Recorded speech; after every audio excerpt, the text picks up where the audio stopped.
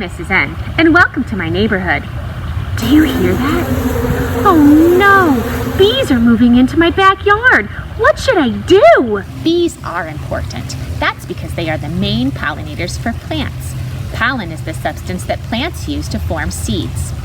Pollination is important because bees depend on plants for food, and plants depend on bees to reproduce.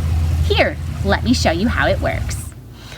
You will notice I used coffee grounds put inside of a cupcake container for the pollen for my purple flower. And for the pollen of my pink flower, I used cornmeal. So I made a bee here out of pom-poms, but you could use a cotton ball too. So my bee buzzes over to the purple flower to collect pollen to make his honey.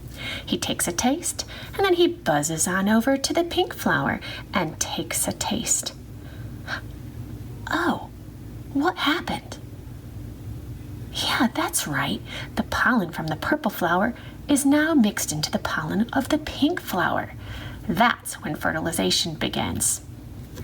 Bees are great pollinators.